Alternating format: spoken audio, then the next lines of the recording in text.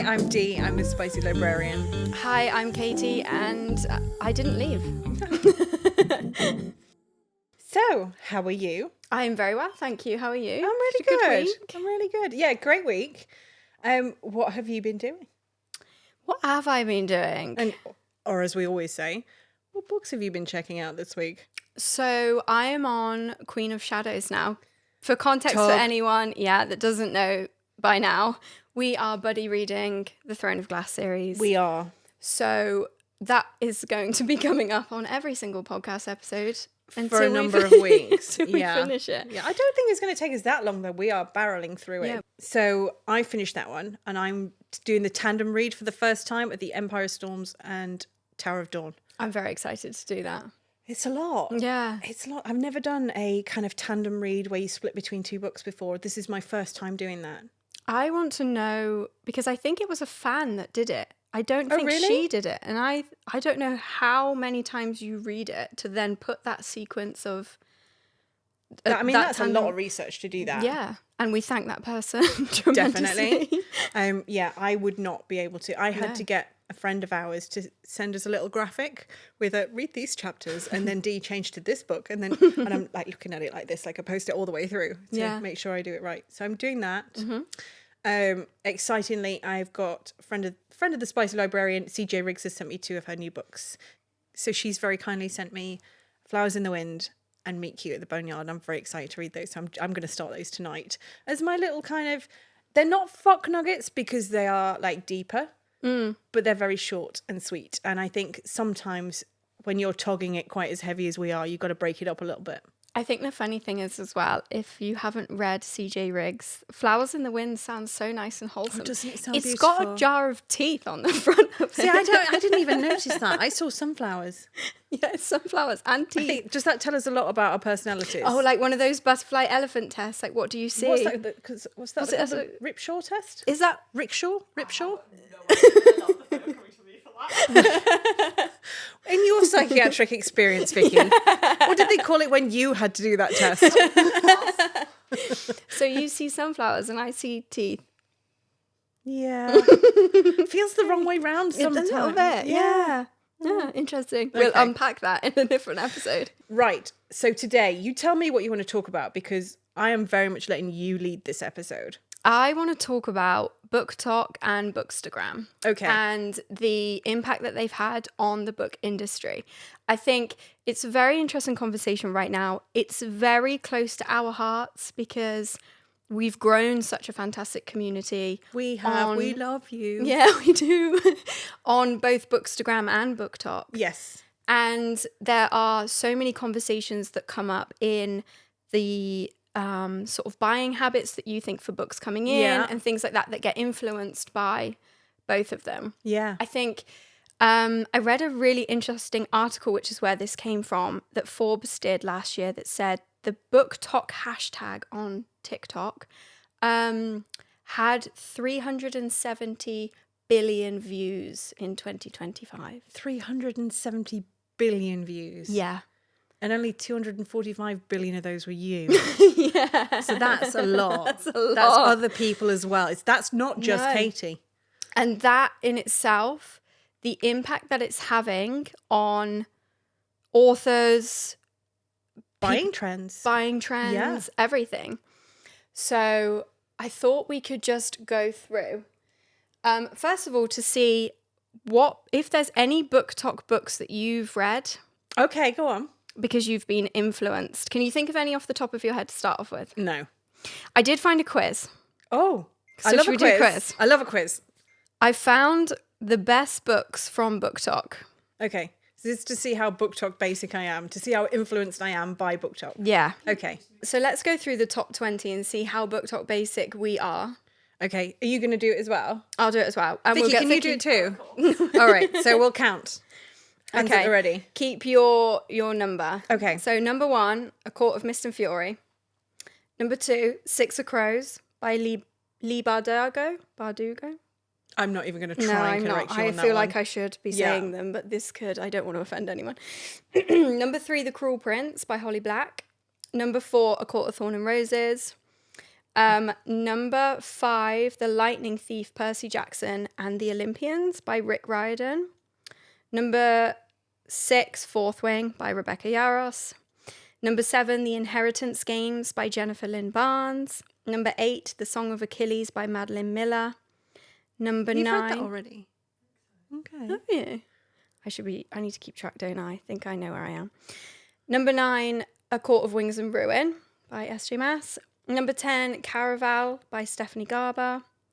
Number 11, Shatter Me by, I'm going to butcher that, Tahira Mafi. I wanted to see you say that. Number 12, A Good Girl's Guide to Murder by Holly Jackson.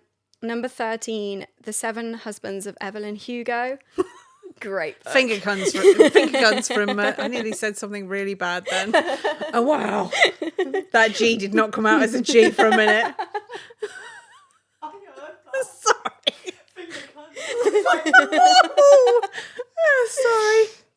Sorry. Number 14, House of Earth and Blood, The Crescent City 1. Number 15, From Blood and Ash.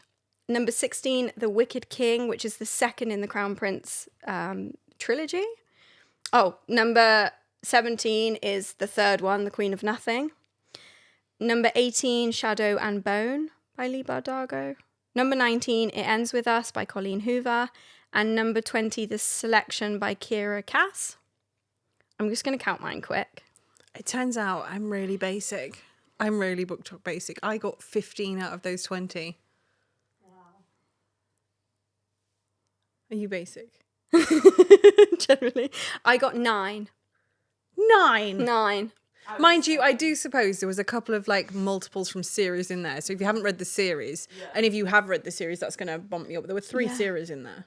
Were yours 15? 15. Do you think they were influenced by BookTok, or do you think you I just think read that's them slightly first? skewed because definitely for me, some of those were published and printed way before I was on TikTok.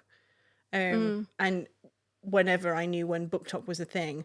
So, yeah, I don't know. No.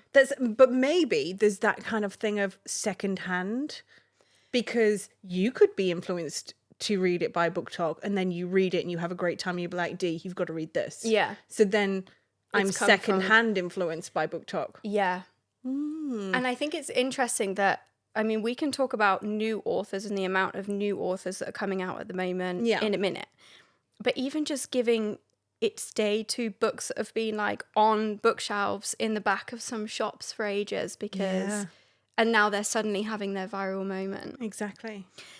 Some of the BookTok books that have then gone, say, from indie to trad published. There's so many. Yeah.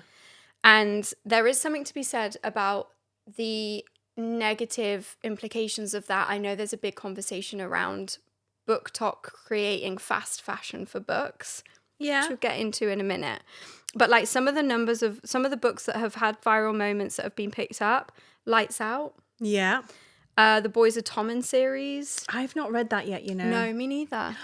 Maybe we need to do that together at some point. Apparently, you just cry. It's one of those. Every video I've seen is people just bawling their eyes out. And I was put off people initially. like video themselves crying. Yeah. I'm an ugly crier. We'll have to film you. I don't know if I'm much better. Well, that doesn't affect me. So we'll film you. Yeah. I was put off initially because I think they're like 17. Some of the others, Diabound. I had a great time with that. I haven't read it yet, but I'm very excited. I don't know what to read. I know they're not related in any way, but as soon as I think of Diabound, I also think of The Wolf King. Read The Wolf King first. Oh, really? Yeah. Better? No? Different. Okay. Spicier, no? Spicier. Okay. Diabound, I think of, and this is so derogatory and I don't mean it this way at all, but think of like Fourth Wing with wolves. And The Wolf King is more kind of a smuttier good time. Okay. Well, I loved Fourth Wing, so yeah, that no, works for you me. will enjoy both. Yeah. It's not like I'm well wolfed out. Yeah. In fact, I think I did them quite close together. Okay. I think it was maybe only a couple of months in between me doing them, and the moment I did The Wolf King, I did the Night Prince straight afterwards. And I think if the Fury Bound, which is the second one to Die Bound, which is coming out this year, I think if that had been available, I would have gone straight into that one as well. Okay. That's So good to know. yeah, I enjoyed it. I had a bit of a werewolf good time for a month or two. Do you think that came off TikTok? Do you get many book recommendations from TikTok? See, I'm old. As we've discovered this before, I as much as I turn 26 on every birthday, I'm not actually 26 anymore, and I'm an Instagrammer. Yeah, okay. So TikTok I have it because I keep an eye on what we're doing at the Spicy Librarian. Yeah. But do I get involved in it? Do I search through it? No, it's not me. And I had this conversation with someone the other day. It's an age range thing. There's some people are on Facebook, and then you've got Instagram, and then you've got your TikTokers. You've got people who do across all of them, obviously. But I'm very much Instagram era. I'm the grown up. I wait until it's old by 2 weeks and then watch it on Instagram. There is a funny delay because you get it's changing a bit now. The book influencers, particularly on TikTok, will post the same recommendation videos on Instagram. So you're seeing them across both. Have you seen a change in... I don't know what I'm going to say here, which is worrying for everybody. No, in the terms of how things are recommended. Because the whole holding up a book, you've got to read this, it was amazing, this happened, blah, blah, blah. So infinity stars, this, that, and the other. I've been following, there's a few accounts on Instagram that I've been following, and I've been following for a very long time. And I would say that, yes, I have picked up recommendations because a certain influencer has said to me, you will really enjoy this. And I feel like I know those influencers. You watch their stories, they've been on your feed for such a long time. And I think I know what they like. And if what they like is then also what you like, you're recommending that, brilliant. I now don't do that anymore. I think it's interesting. I have experience with it because I've been a BookTok influencer and been growing in that space for a few years. So I've seen the back end of collaborations and done some collaborations. I think not a lot, that would be unfair to say, but there's definitely some influencers that don't disclose whether they're getting paid. And it's, to me, that is exactly why, that's what I was going to go on to say. I don't follow their recommendations quite as avidly anymore. And I've not unfollowed these people, but I take it with a pinch of salt what they're saying, because not everything you read is God tier. And not everything you read is the best thing you've read. Like, honestly, and it is obvious that you are getting paid by certain publishing houses, authors, whatever. And brilliant. I'm glad that you've got that following and you've got that, and that's your job and that's what you're doing. But for me, I just don't necessarily trust them all anymore.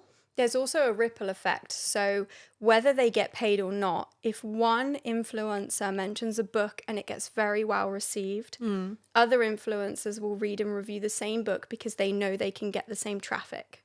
So then you have 5 or 6 of very big influencers, and they're all talking about the same book, and they might not even be getting paid, but they do know that it's a conversation that's going on at the moment, and therefore it will boost their own analytics to join in on the conversation. So it's not always authentic. Yeah. And I've as someone who doesn't know, I'm not techie at all. I don't know technology. This is why, you came on board with Spicy Librarian right at the very beginning, because the one thing I'm very good at is knowing what I'm not very good at. And you just get somebody to fill that role who can do it and can be in that space.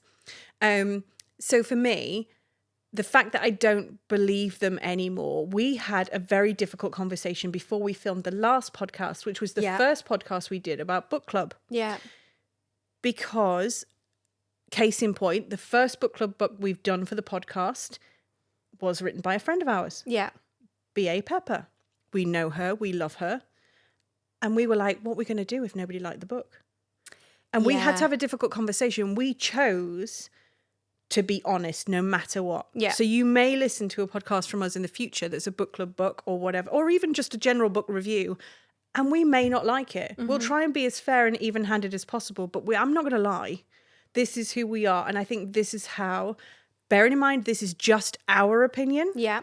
And millions, hundreds of thousands, however many other people will think differently, but we have to stay true, because if you have taken a recommendation from us before, if you've come into the store, you've visited us at a book club, you came to the pop-up, you sent us a DM, and we've recommended a book to you that we think you will like based on what you've told us you will like, I don't want you to have to question that. No, it's a tricky line to acknowledge and support indie authors. Yeah. Be as authentic as possible with readership, both our online community and customers. Yeah.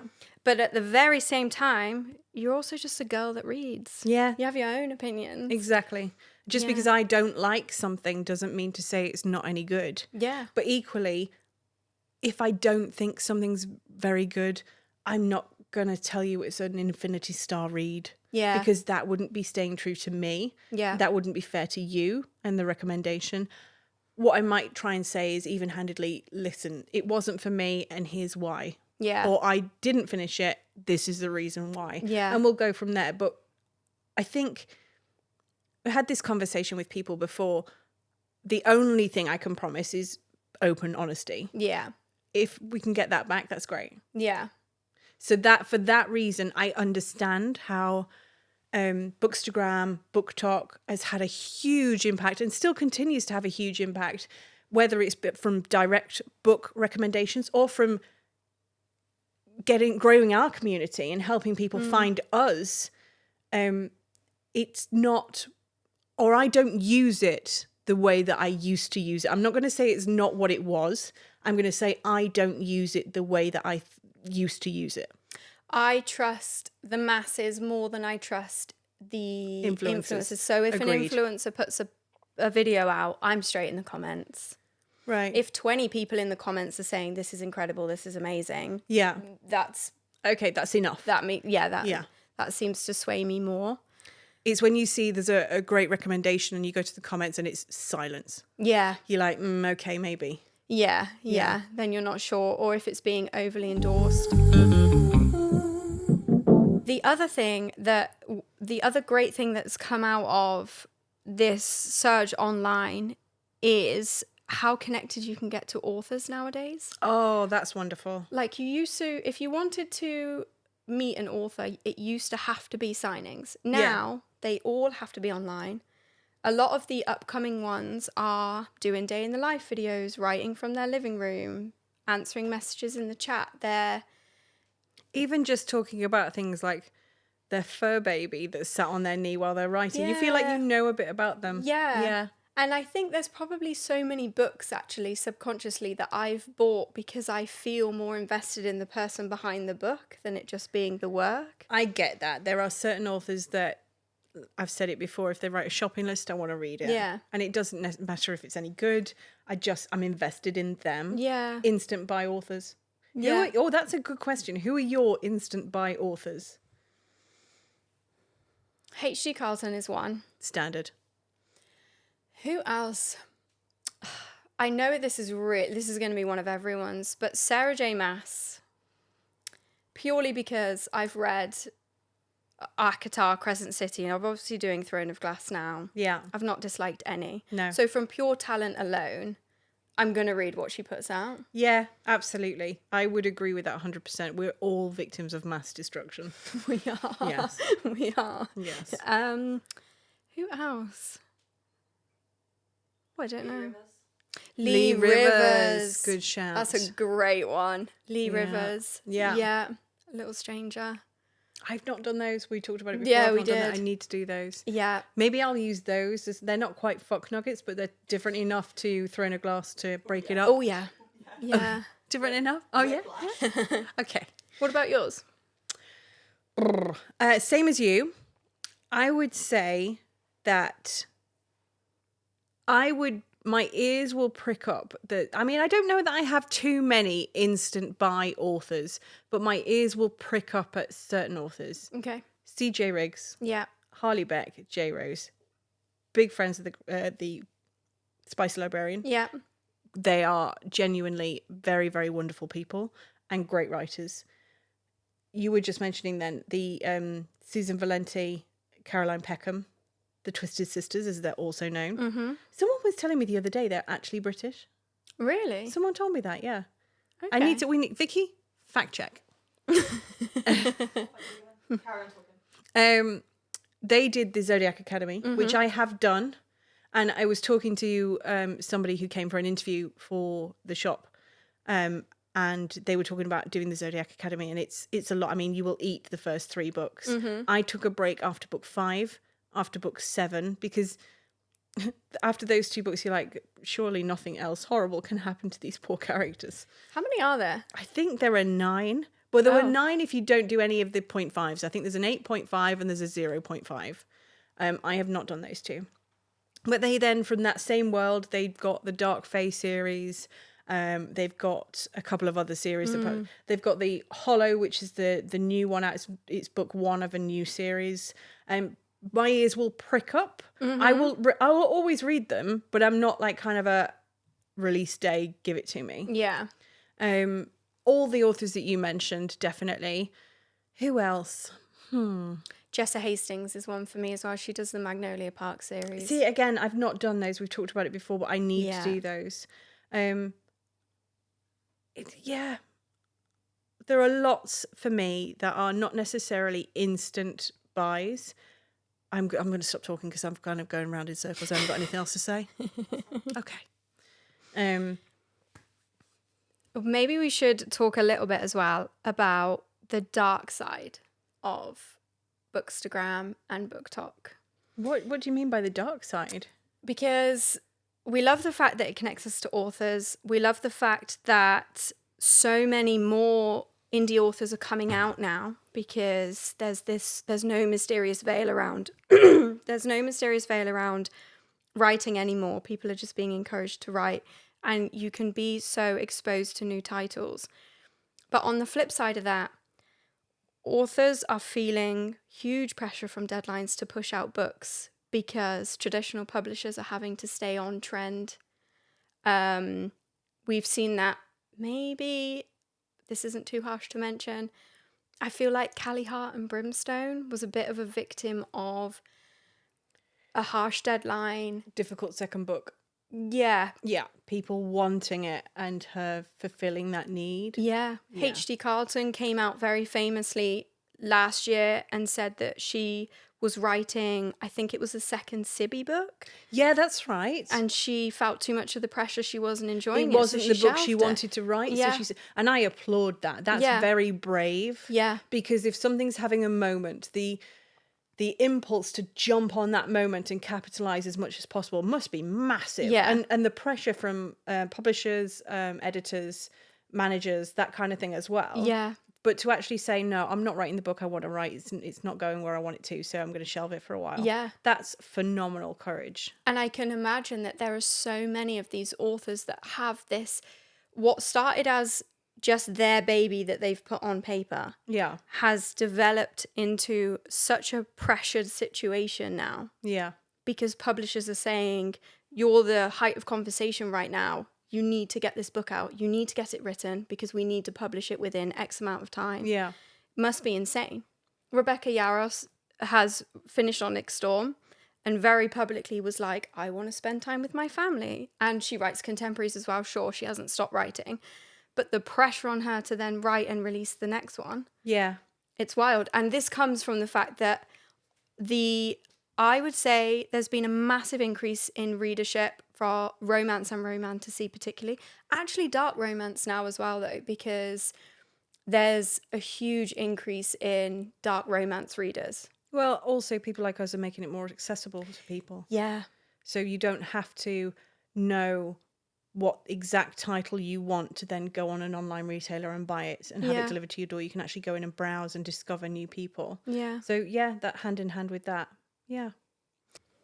I know that one of the best things to come out of BookTok and Bookstagram is obviously all of these new authors and titles, but can we take a second to talk about trends? Because they are flipping hilarious. One of my favorite ones, there's a girl, I don't know if you've seen her. She has a hammer. Have you seen this video? No. She has a hammer and she says, how hard I hit this book is how much I like it. And she'll like batter these books. And every single video she does is just her with a hammer. You get other people doing the same variation where they'll be like, There's a girl that does how far I throw these books, and everyone in her comments crying, like, why are you throwing your books? No, I have not seen it. I've seen the whole How Hard I Dance. Yeah. Is how much I enjoyed this book. And they're like stepping side to side to like full on breakdancing. Yeah. This girl smashes them with the hammer. I would want to do it the other way around. Like, I'm going to smash the fuck out of that book if I hated it. It's like if I kind of put it on a cushion. It's a good. It's a 5-star. Don't touch it. The other one is getting boyfriends or husbands to reenact scenes in books. So good. So they'll be like, she'll read out. There's always the same scenes. There's one where when the guy comes into scene, he's like leaning on the door frame. There's another where he like grabs her jaw or oh yeah, baseball cap like backwards. And so girls will like get their boyfriends to or husbands to reenact it, and then they just like melt. Some of them are quite funny in like an awkward sense, but a lot of them are like, you just imagine what they're getting up to the moment that camera like cuts. I mean, if it was me, all I'd be doing is pissing myself laughing. Honourable mention for the biker that reenacted the scenes of them having sex on the bike. Oh, have you heard this story? No! So, I need you to find this immediately. Show me immediately. So if it's the same one I'm thinking about, she's the author.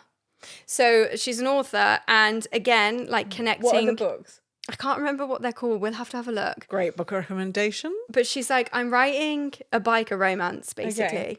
But I don't know, because I don't ride my motorbikes, how this would work.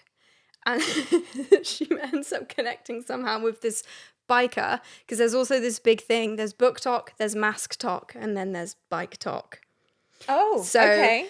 Mask talk is literally just men that wear the masks. You know, we wanted a Okay. couple to come to the pop-up, didn't we, in our initial first conversations? Yes. And then bike talk, they just ride bikes with helmets. They have to have a helmet on because, again, we just don't want to see their faces. They have to wear a helmet. I mean, okay. And he does this video, I have to show it to you, of him like stood like mimicking how he would do her on a bike. Find this video immediately. I need to see this. Okay, pause while we find the video. Let me see if I can find it. So a lot of times. She ends up writing it with him. I'm going to cancel for this. Biker demonstrating sex on motorbike is what I'm typing. Let me see if I can... I need to find the name of her. I can't find it. But No, I wanna know. I'll find it. But we'll send Okay. it. We'll send it because I think that it got so popular that he went on to like help her write the whole thing, and it got published. And he is the biker that's in the book based on that funny video. Okay, I of want to him. see the video. I want to stock the book. I want to meet this man. He's got to come to the opening. But that's like everyone recreating the Fourth Wing scene as well. Oh, have you heard that one? No. Is it in? But is Yeah, it? online. Like, I'm really so- fucking old. Is it? It is the book one, Fourth Wing. No, it's not. It's book 2, Iron Flame. So there's a scene in Iron Flame where Xaden is fucking her on an armchair. Yeah. So what came out of that, which was incredible to watch, was everyone with their armchairs trying to just copy. But that's just a pure example. Another one, like, this is just how the community gets involved. It's not just reading anymore. Okay. It's reading and reenacting. Another favourite one of mine is comment sections around books that you haven't read yet. Okay. So I did this. Like, when I was starting Throne of Glass, Yeah. I put a video up saying, I'm about to read this for the first time. Tell me some things that I won't understand until later. Oh, that's cute. Yeah. And there's so many comments. One of them says, the world needs more healers. Fireheart, why do you cry? Pine and Snow to whatever. And yeah, and that reaction, when we read these to Nu, who gets an honourable mention in every episode. Yeah, we need to get her on the sofa someday. We do. Yeah. She found these really sweet. Do you bleed blue blood or red? Oh, that's a good one. Nameless price. See, none of these mean anything to me. But the fact that people sort of got involved because they're then reminiscing about the book series from reading I forgot, it. like, you two are reading it for the first time, so you're still kind of, I don't know. And I'm Yeah. like, oh.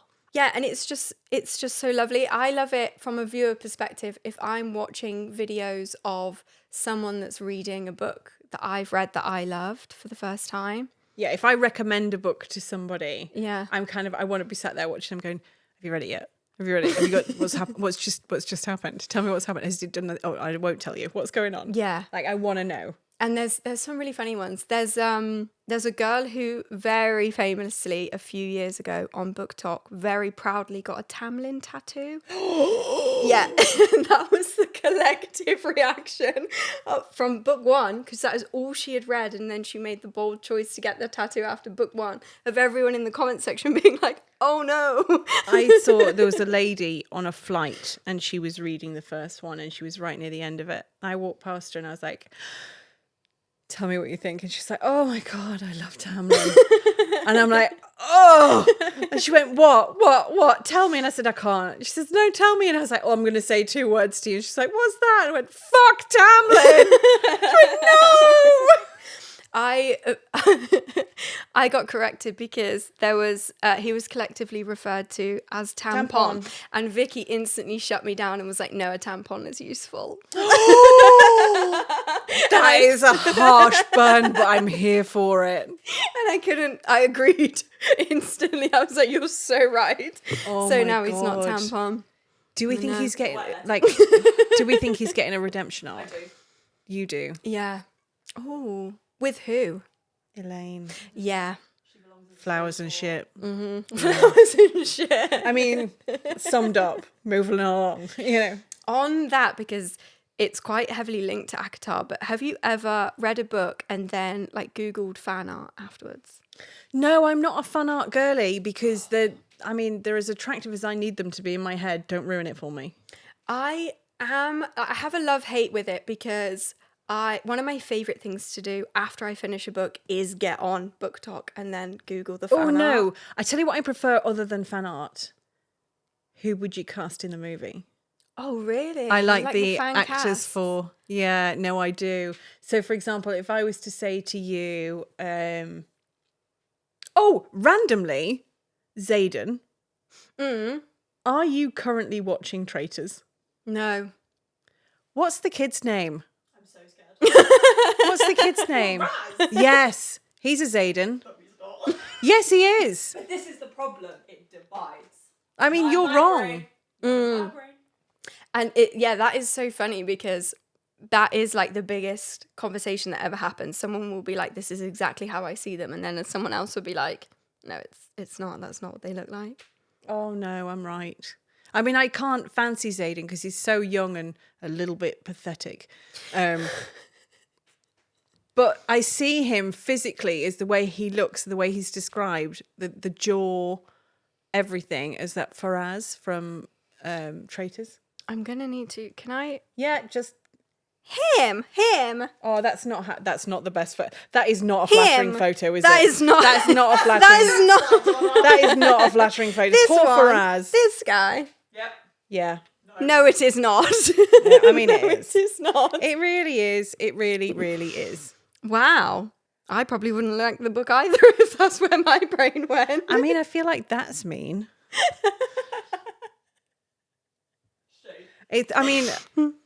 Nesta is your middle name, right? It is. It's Because not you related. are also being a bitch. Yeah, not related to the character. Did you just explain to people that you're not related to a fictional character? Whenever I've used it online, people will always say, oh my God, I love Nesta too. And I'm like, no, my family's Welsh. That's where the name Nesta comes from. It's not because I love Nesta, the character, that much. Okay, then. It's just my middle name. Give me an MMC and give me the actor. I want to show you what the popular fan cast for Zayden is. Okay. Because it's not that guy. Emilio, isn't it?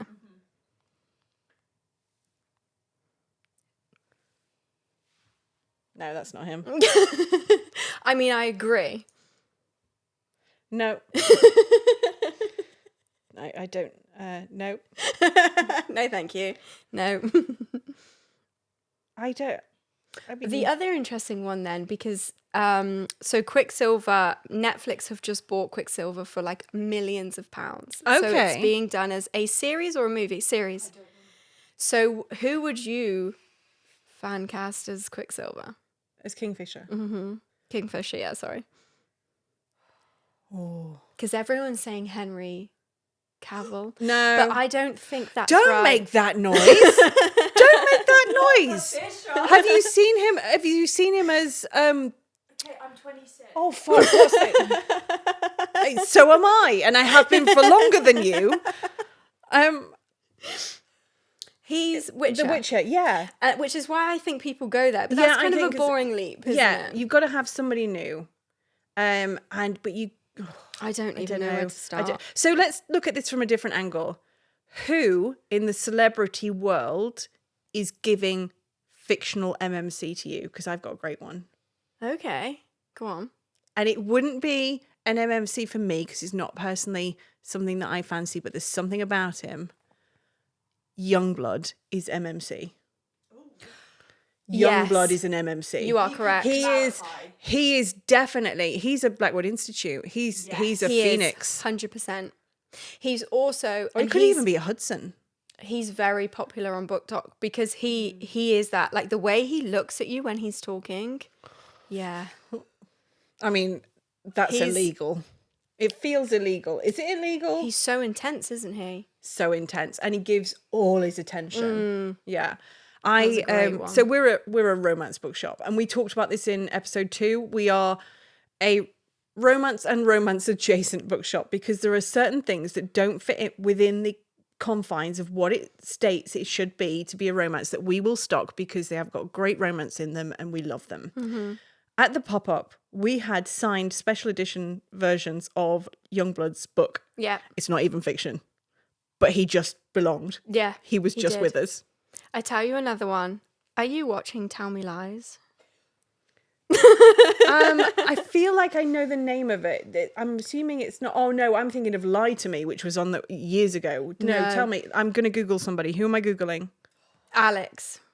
Alex, Tell Me And Lies. you have to kind of watch it to understand more so than how he looks, of how he acts. There are some video clips that I'll send you later. And I'm sure there are a lot of people that are watching this. Alex from Tell Me Lies gives BookTok vibes. Yeah. I mean, I can see it from his modelling photos, but he's very Timothy Chalamet. Oh no, he's very much, he's vicious. Well, that's just the character he's playing. It's like, you could cast him and Timothy Chalamet as twins in something. Okay, him as a character then Okay. gives BookTok vibes. No, we're looking at looks because Yeah. that's what's important here. We're judging books by their cover. This is what we're doing right now. Who else? BookTok. What's the guy? Theo James. That was it. Oh my god, It's was the kind of version. Theo James. Yeah, okay. He's one. Because he was in the most recent's The Gentleman. Have you seen that? Yeah, but he's very little. He's he's short. I'm fairly sure I he don't is. think it. Oh, now I've got to Google his height. Like, what even is this? What? Like, How tall? I want a manly man. I want a big man. He's got to be 6'4" plus. I don't want a man who uses an umbrella. I want him to use his fist to stop the rain. Like, that's how big I want this man's hands to be. I want fucking shovel hands, big energy, massive shoulders, turn sideways to get through a door, throw me around like I weigh nothing. Man. Who is that though? I don't know. He's 6 foot. If you are available. See, 6 foot's not tall anymore. Oh, you're going to upset a lot of men. I mean, the 3 that are listening to this. This is so off topic, but have you seen the guy when he's like, there's no difference between 6'2" and 6'4"? Yeah, what? Yeah, 6'4". 6'2", I'll go on a date. 6'4", you've got criminal convictions, don't tell me. I agree with that. It's so true. As someone whose partner is 6'3", I fully agree. Yeah, my husband's 6'3" and a half, yeah. There's a new trend on that note of the fridge one, of people getting their tall boyfriends to stand level with the fridge because it implies you can sit on the fridge and he can have dinner early. I've got an American fridge. He'd have to be really fucking tall. There's a girl that does it with her husband, and is American, and he's like 6'5", I think, 6'6", and she's like, go and stand next to the fridge. And the funny thing is, with all of these videos, is a lot of these guys just don't question it. They're so sick of their woman's shit. They're just like, okay. And he stands by the fridge, and she's like, yeah, thank you, that's all, and then goes back. Yeah, no, I feel like my husband's like that now. He's so, I mean, we live in a warehouse at the minute because the shop is still under construction. It just boxes and boxes of deliveries daily. And he comes home and he's just like, I guess we're doing this now, and just accepts it completely. But I think that's why, massively big change in topic, I like the darker side of romance, because my husband is such a golden retriever. He is wonderful. He says the right thing. He's romantic. He's lovely. And so I want my book boyfriends to hurt just a little bit. I mean, my husband doesn't have to buy me flowers to say sorry for anything. I walked into the butcher's about 3 weeks ago, and she was like, yeah, how can I help? And I was like, well, I've been a total cunt to my husband, and I figure that this is the male equivalent to flowers. And she went, I'll get the T-bones, love.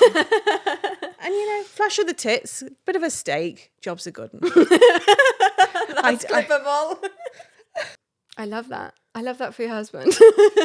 He is just bemused and bewildered. His daughter listens to our podcast. We apologise in fuck. advance. I'm not taking it out.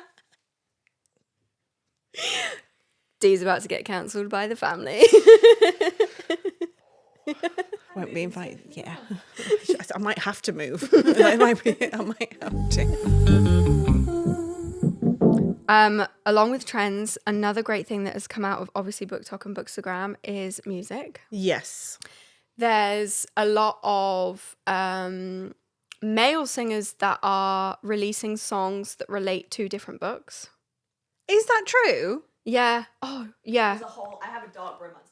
Yeah. Oh, I've seen some of those, but the ones that I've seen and I look at tend to be kind of the more instrumental, fall in love with the villain kind of background music that you put on while you're reading. Yeah. I didn't know there were actual songs, as in like kind of... Yeah, dark romance particularly. I'll have to send you some. And Yes, the please. voices, they're like chocolate, honestly. No, see, now that's my thing. When people are like, are you an arse girl? Are you a shoulders girl? Whatever. I love a voice. The voice. I love a voice. Yeah. Alan Rickman you could have read me storybooks every Yeah. night. Sam Elliott from, Tombstone, the movie. But he's looked the same. He's looked 75 since he was 40, and he now is kind of 75. He's in Landman.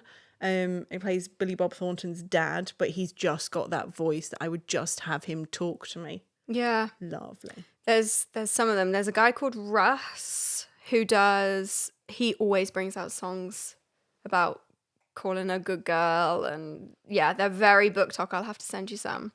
And then Do you think he would write a song about our podcast? Yeah. No. He's like, I've reviewed it, girls. Just nothing. Can't do anything Although with that. my recent claim to fame, I did a video about Joe Arden, who is like a really famous audiobook guy. Yeah. And how lush his voice is. He does Little Strangers, the audiobook, and he's unhinged. Okay. And I just did a video being like, Joe Arden's really unhinged, but whatever he puts out, I'll listen to it. And he commented and was like, thanks, that means a lot. And I was like, hi, Joe. I can't tell you how many times, if you're listening to this instead of watching, how many times she touched her hair during that comment. It was a very weird, like, oh, you're meeting someone that you like, yeah, you've made a video about them, didn't realize that they were going to see it, and they saw it, and yeah. And then there were so many more comments of women being like, I love you, Joe, just on the back of that one in my comment section. And you were all, back off, bitch. Yeah. This was my comment. He was talking to me. Yeah. He saw my video. Amazing. But yeah, audiobooks. So, I mean, the voices on the audiobooks are insane. Yes, they are. The singers, I'll send you some. But on the other side, like you said, the immersive fantasy side as well. There's that violin guy who did a lot of the Fourth Wing. Yeah. Very famous now fantasy soundtrack. Yeah, absolutely. So I've tried the immersive reading. We talked about immersive reading in several different concepts.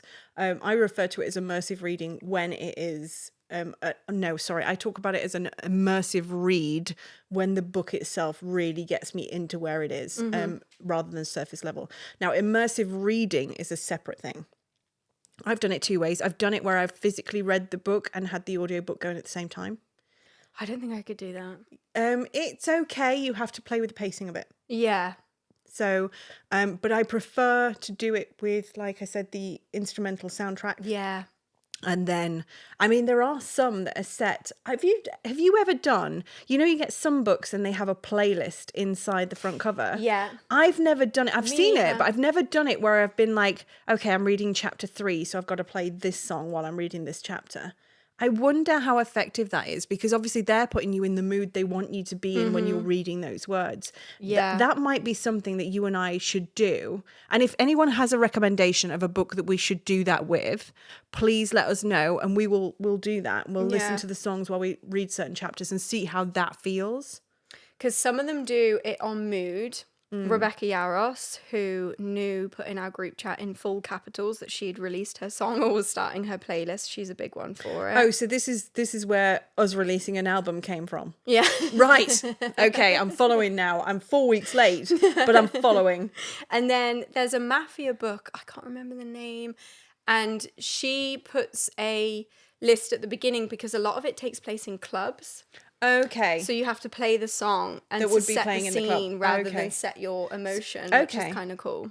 Yeah. Yeah, maybe we should do it. I think we should. I think science. give us some recommendations. Tell us what we need to do as a play the song while you read the chapter book. Yeah. I feel like we should wrap up. But what I want to say is it's really funny because people might not realize this, but we actually plan these episodes and then we sit you down would on not the think sofa and then we just chat.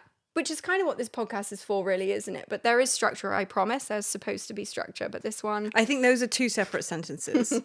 There is structure and there's supposed to be structure are two different things. And I think the second one, Vicky has a plan and she spends hours meticulously going through the things that we should talk about that people want to hear about, and we ignore them. Well, I would exclusively. say I did notes, pages and pages, so I also I just turn up. pre-planned. I think that's where we I just derail. turn up and fuck shit up. So Vicky and I, we pre-work it, and then we sit on the sofa and it gets derailed in the best way. though. Derailed. Yeah, that's another t-shirt. Derailed. Yeah. We've got many t-shirts. I can't wait for the t-shirts. Hey, we said at the beginning of the year that we're unstoppable and we are bringing out so many different things Unstable. this year. We said unstable. Unstable. Both. So we're going to do the girl band, the autobiography, QVC. Yes. And now t-shirts. Books, QVC, t-shirts, obviously. As well as a those go shop. hand in hand. It makes sense to do them Yeah, together. exactly. 5 Big weeks. plans. We'll get it done. So I guess that's all that's left to say is if you can't be good, be quiet about it. Shh.